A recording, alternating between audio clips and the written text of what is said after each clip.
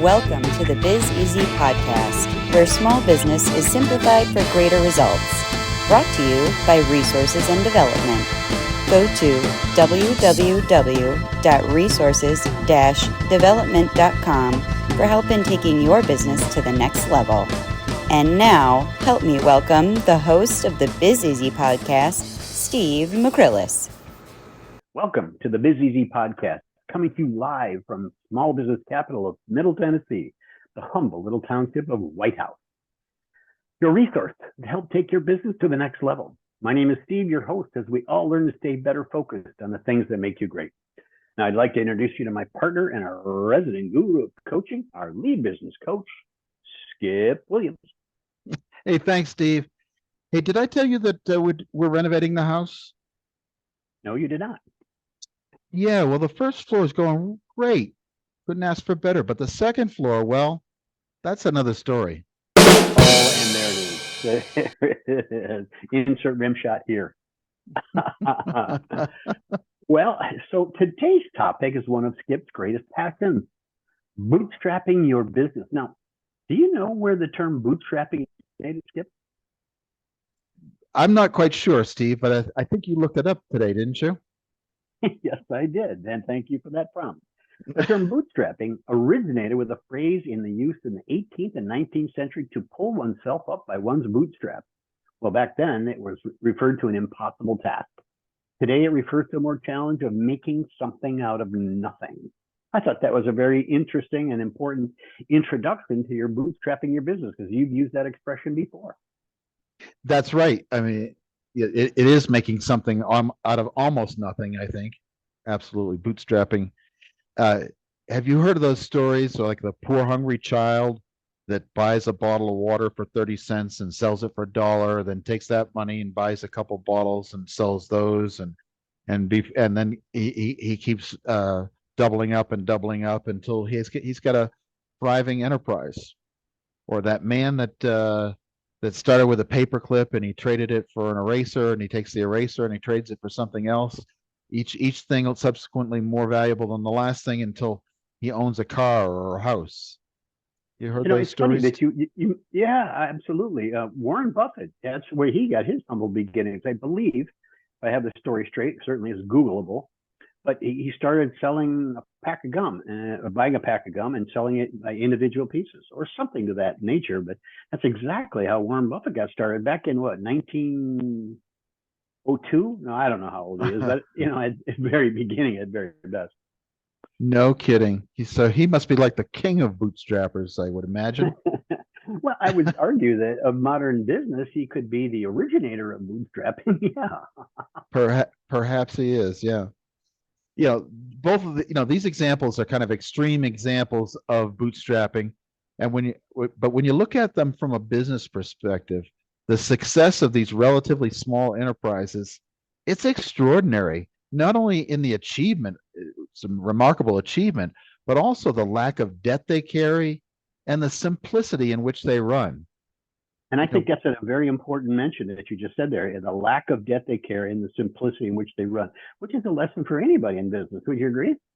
I think so, yeah. And I'll expand more on that as we go through through today's podcast. But yeah, it's definitely the very essence. Bootstrapping a business is the process of starting and growing a company with very limited resources. A bootstrap entrepreneur will often rely on their personal finances to get started instead of an investment from a venture capital firm or angel investors. Bootstrapping can be an option for some business models with low costs and self-sustaining processes. It can also be a practice of funding growth with the business's own capital rather than seeking outside funding. And bootstrapping can provide autonomy, but it also has some challenges. I have to harken back to my years on the road.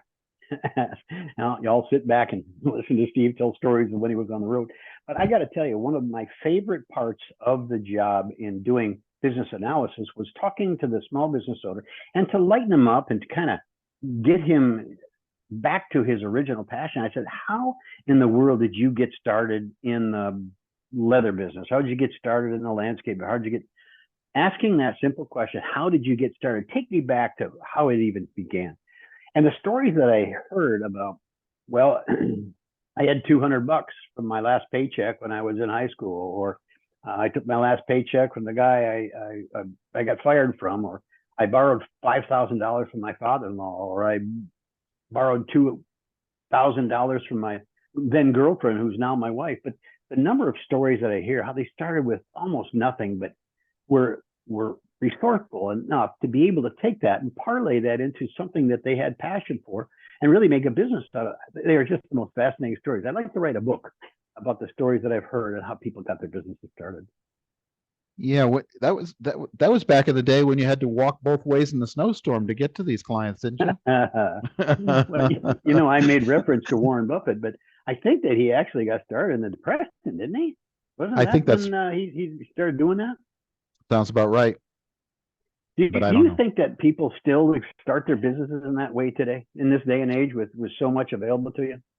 I think an awful lot of people do. Either we go through periods where financing isn't readily available, or we have plenty of people who have dreams and aspirations, and they've got a lousy credit score and couldn't get a loan if they tried. So I think there's still plenty of people who do that, and some succeed and some do not.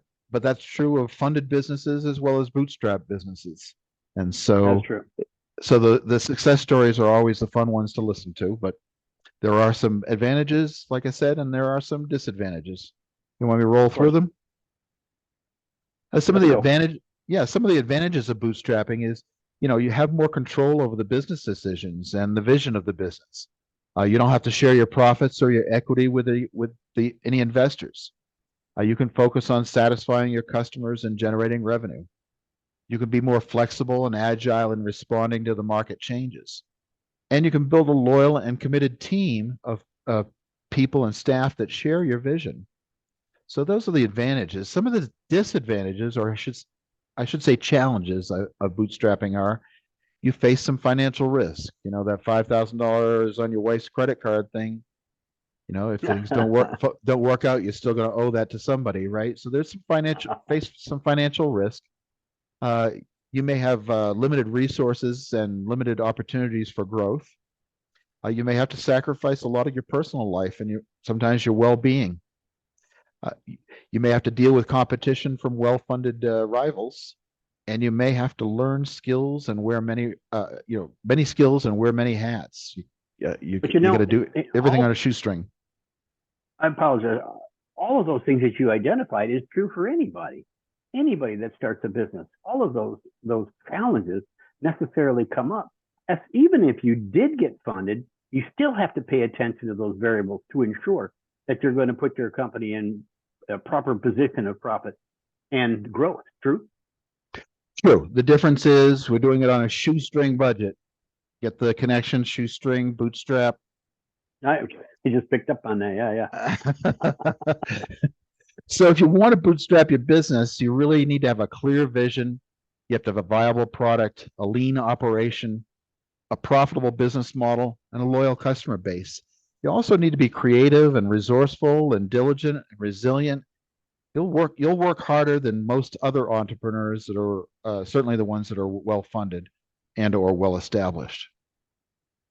So you mentioned Warren Buffett, but some examples of some bootstrap businesses are like GoPro and Facebook and Amazon. They all started with humble beginnings and grew into billion-dollar companies. You can add probably Apple, Netflix, Microsoft. Right. Would be other examples, right? They're all giant. These names that we know. There's probably so many other businesses out there that got started just the way they did, but they didn't grow to the behemoths that they are now. But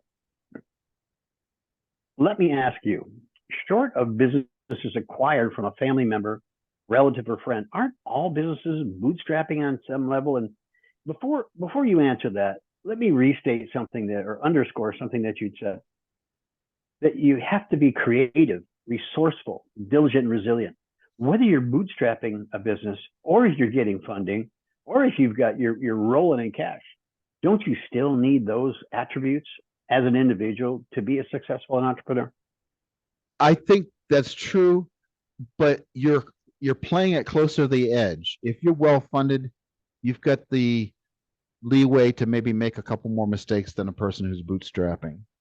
And I think a person who's bootstrapping is trading their sweat equity for cash they don't have. So they're probably working more hours in a day. They're making something from more nothing than the well-funded businesses for sure. So Yeah. like I said, that sweat equity term comes to mind as these entrepreneurs lack capital, but they make up for it with their extraordinary effort and determination. So if you're using a bootstrap method to start a business or to grow the business, the lesson offers the same advice.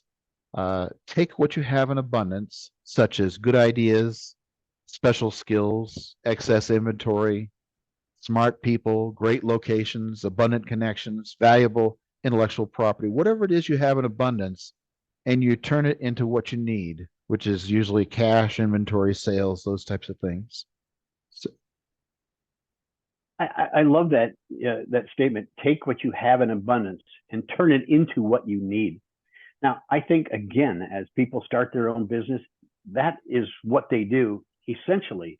And again, whether you're funded or not, I mean, if you don't have money, you are forced to take whatever skills, whatever you have, and make something of it, unless you choose to quit, right?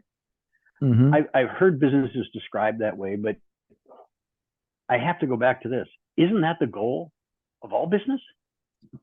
That's exactly right, Steve. It's a nail on the head. Bootstrapping is the very essence of business in its most simple form. But sometimes we forget how simple it should be in order to work properly. We needlessly complicate our business with unproven expenses, partners whom are not personally invested, employees have needs and wants, government compliance, and thereby we lose sight of the very thing that makes our business successful.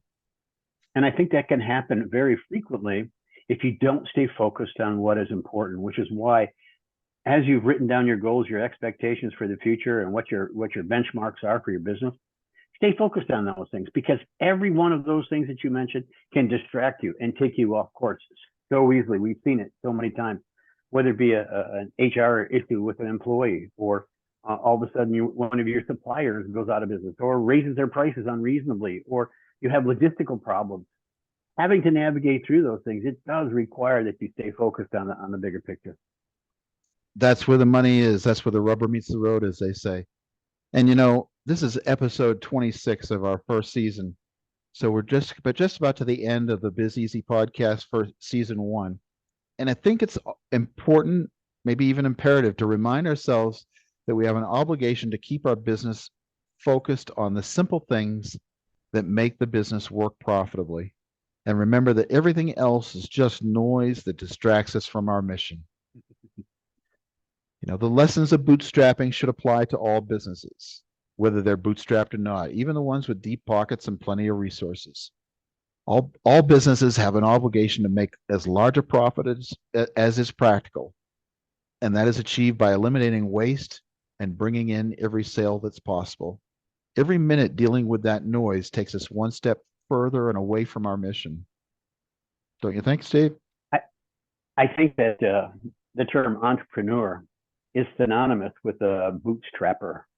As you describe this thing, and as I look at the qualities and the circumstances that ultimately clarifies what a bootstrapper is, I think that's what entrepreneurs necessarily are, because they got into it because they had a skill, they had a product, or they had a service, and they were good at it. And I've said this many times, and they continue to grow because they're able to communicate that to additional consumers, and those consumers refer that business to others. So initially, I have found that most companies don't spend much time on marketing or advertising at all. It's mostly by word of mouth. After they choose to grow their business, again, they do it organically, but they're using their basic principle, using what they know best. Once they get to a point where they realize they can't handle this much business, they again have to be resourceful and learn something new. I'm making this segue into how a bootstrapper learns things on the fly, but stays focused on the vision and on the passion.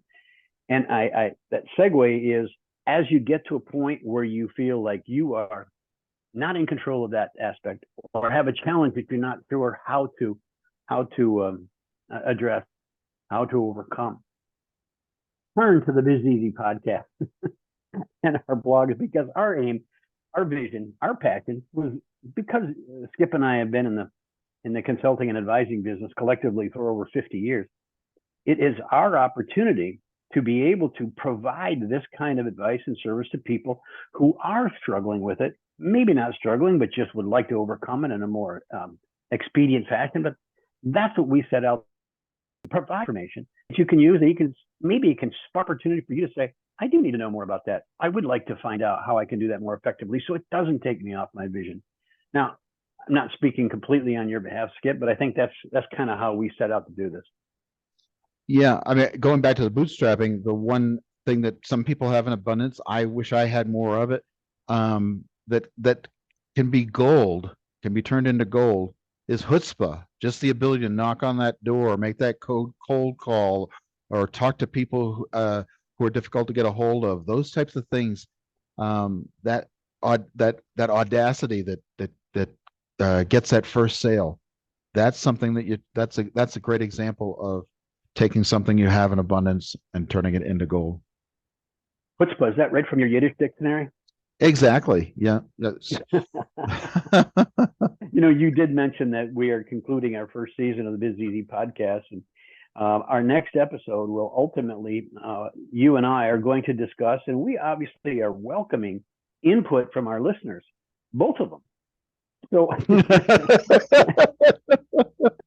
if they would certainly want to find, if there's something else you'd like to hear, something else you'd like to see, yes, just that our format can be a little bit different. We're not going to move away from our core competency, whatever that is.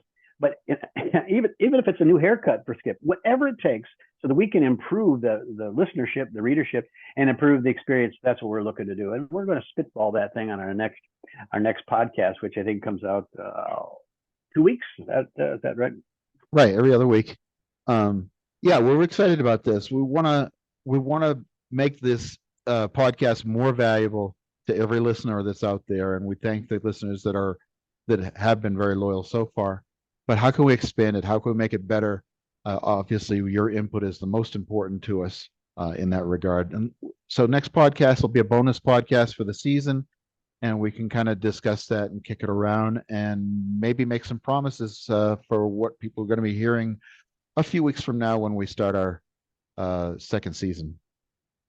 Although I did take the notion that we should charge $100 per episode to listen, I took that to the board and it was rejected. Maybe next time. So we'll continue to do this for free. No, I think the motion is we make it worth $100 an episode, but we don't charge anything. There you go. Well, my gosh, if you use the advice, we should quantify what exactly has been brought together in the message, give an example how it can be utilized, and create a metric for its usefulness. Now, that would be a challenge. There we go. Get on that, Skip. You're a coder. You're a programmer. You can figure that out. That's my homework analysis homework. Very good. That's right. Anyway, that's it for this podcast. Tune in 2 weeks when the next podcast will be more what's to come in season 2. Are we going to share any of the topics that we intend to put out? Perhaps. You'll have to tune in and find out. I did have a suggestion from a listener, and that suggestion is going to be reviewed on the next podcast. So with that, I would like to conclude this episode by saying, that's a wrap. That's a wrap.